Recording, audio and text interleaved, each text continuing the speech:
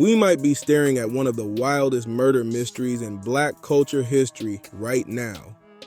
I've been stuck in this rabbit hole all day, shaking my head, not believing what I was seeing, not believing how twisted some people are, and just sitting here asking myself, how did this even happen in plain sight? If you're not up to speed, I'm talking about the bizarre case surrounding singer/rapper David Yee, better known by his stage name d4vd, pronounced David.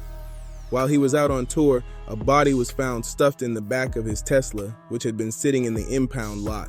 Still waiting to learn more about the victim found inside the trunk of a car at a tow yard in Hollywood. Police say the strong stench triggered the investigation. And Nowadays News reporter Sophie Flay is live near the scene where we learned the car is registered to a multi-platinum artist. Sophie.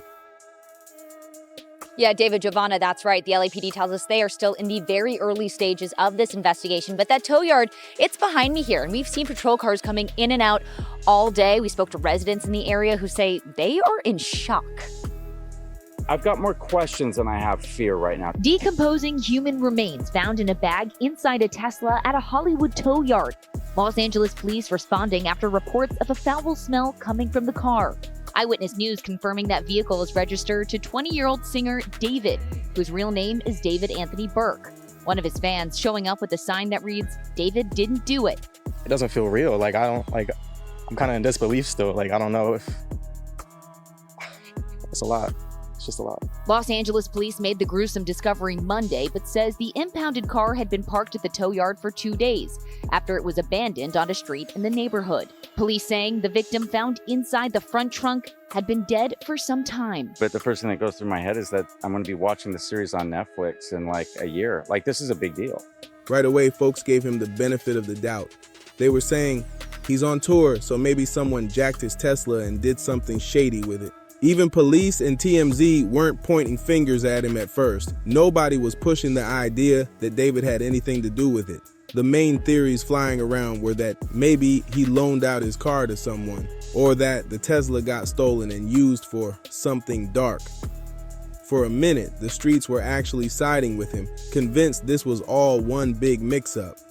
Situation? With David? Yeah. Yeah, he didn't do it. He's not a murderer? No. Thank God, bro, because I was still going to listen to his music. I was just worried that I'd be an asshole if I did.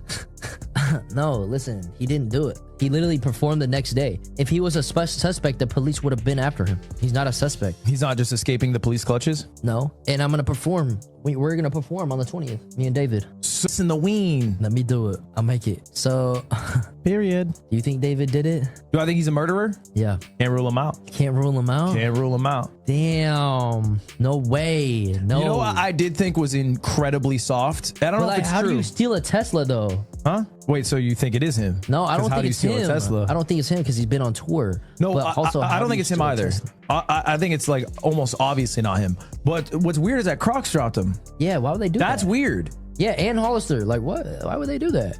Guilty till proven innocent? No. Innocent till proven guilty. Things started getting strange right after the news broke that a dead body was discovered in the back of his Tesla at the impound lot.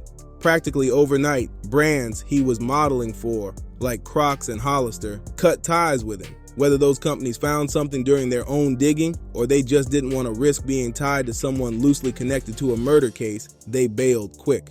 That was really the only major loss he took at first, but still, nobody was rushing to say David himself was guilty. Most people swore up and down he was just out living his world tour life while somebody else stole his Tesla and used it for something grim.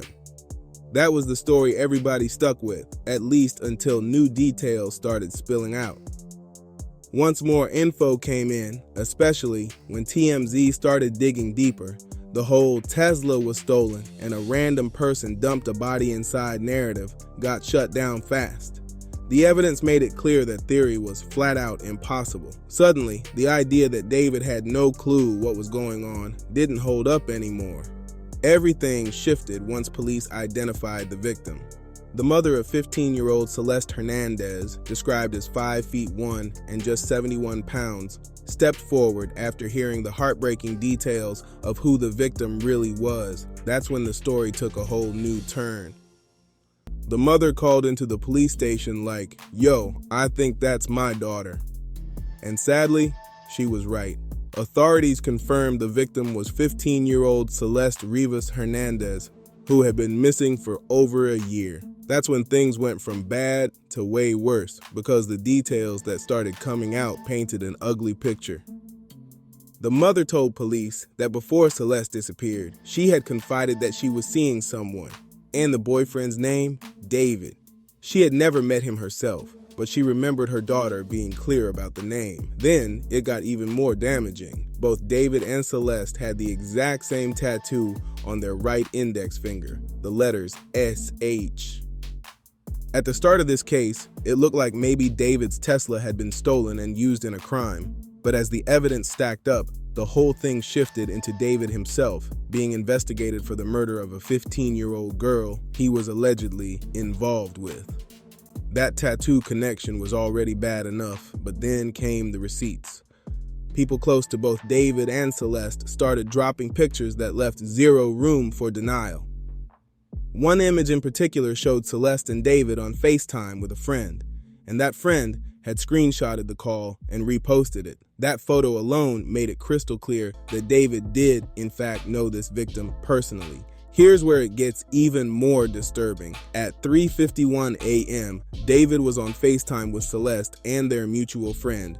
Think about that. Why is a grown man hanging out with a then 13-year-old girl at nearly 4 in the morning? Even without the murder charges, that alone is career-ending behavior.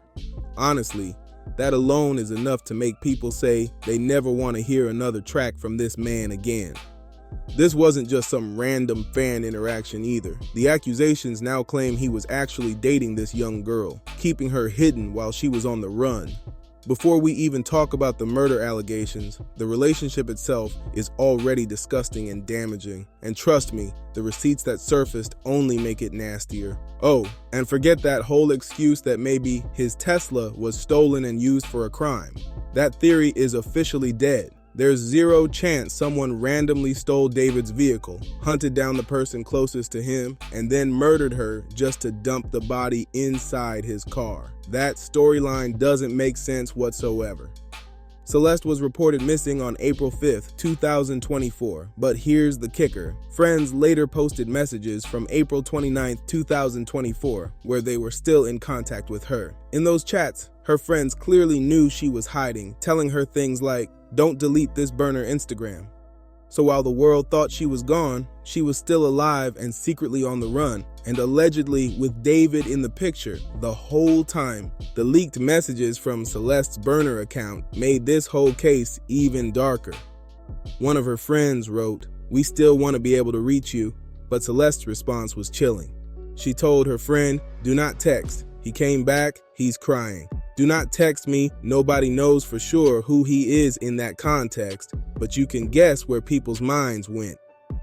She followed up with another cryptic message saying, "I fixed, I'm staying, don't text," then added, "I fixed him. I don't know how." We both cried together, and he changed his mind. I'm happy he did though. Those words painted a disturbing picture of what she was going through behind the scenes. And then came the part that really turned stomachs. Celeste confided to her friend about intimate experiences, saying she thought something happened to her body because of her age, but clarified it wasn't that. She admitted she only ever bled when she was with David. That confession was devastating because it directly tied David into a level of involvement that nobody could excuse. The back and forth between her and her friend was horrifying to read.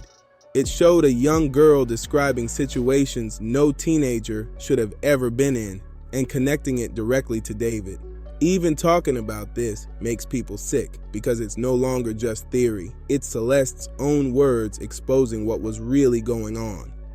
In one of the last exchanges, Celeste's friend begged her, "Swear you're gonna stay safe. Are you still gonna talk to David or go back with him? I don't want you getting into any more trouble with him." Celeste replied, "I'm safe." "No, I'm not." That line right there was chilling. It showed she was torn, admitting she wasn't really safe, yet still stuck in the situation.